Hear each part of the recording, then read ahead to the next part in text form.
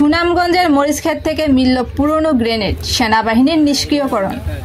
সুনামগঞ্জের বিশম্বরপুর উপজেলার শলুকাবাদ ইউনিয়নের চালবন্ধ পয়েন্ট এলাকার এক কৃষকের মরিচক্ষেত থেকে একটি পুরনো গ্রেনেড উদ্ধার করেছেন সেনাবাহিনীর বোম ডিসপোজাল ইউনিট।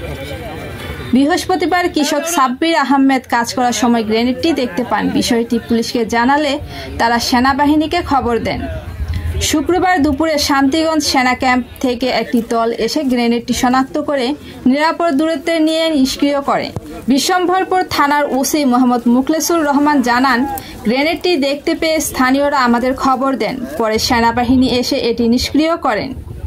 শান্তিগঞ্জ সেনা ক্যাম্পের ইনচার্জ লেফটেন্যান্ট কর্নেল আল হোসাইন বলেন, এটি সম্ভবত স-36 বা গ-36 মডেলের সক্রিয় গ্রেনেড, যা দ্বিতীয় বিশ্বযুদ্ধ কিংবা স্বাধীনতা যুদ্ধে ব্যবহৃত হয়ে থাকতে পারে। দীর্ঘদিন মাটির নিচে চাপা পড়েছিল অথবা অন্য কোথাও থেকে এনে ফেলা হয়েছে। স্থানীয়দের সচেতনতা ও সময়মতো প্রশাসনকে জানানোর ফলে বড় কোনো দুর্ঘটনা এড়ানো সম্ভব হয়েছে। পরবর্তীতে এটা নিষ্পত্তির জন্য আমি আমার ঊর্ধ্বতন কর্তৃপক্ষকে জানাই। ঊর্ধ্বতন কর্তৃপক্ষের নির্দেশক্রমে পরবর্তীতে আমি আর্মি ক্যাম্প, শান্তিগঞ্জ আর্মি ক্যাম্পে অধিনায়ক বরাবর একটা চিঠি দেই যে এটা নিষ্পত্তির প্রয়োজন।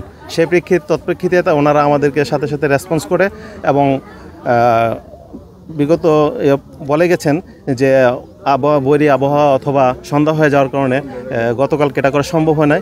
আজকে ওনারা এসেছেন এবং এটা ডিসপোজাল করেছেন।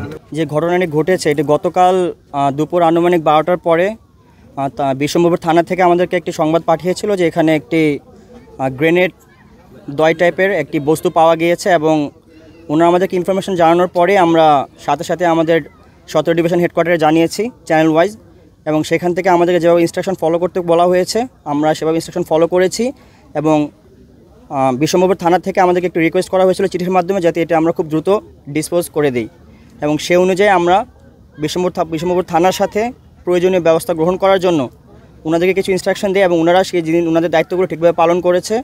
এবং এটা গতকালকেই করার কথা ছিল, কিন্তু ওয়েদার এবং সন্ধ্যা হয়ে যাওয়ার কারণে আমরা এটা পরবর্তী দিন মানে আজকে করার সিদ্ধান্ত নিই। তো এবং আপনারা অলরেডি দেখতে পেরেছেন যে গ্রেনেডটি অলরেডি প্রাইম করা ছিল। তো এটা যারা এর আগে এটা হাতে নিয়েছে বা নেওয়ার চেষ্টা করেছে, এটা যে কোনো সময় একটা দুর্ঘটনা ঘটতে পারত, তো এখানে যে কারো প্রাণ যেতে পারত।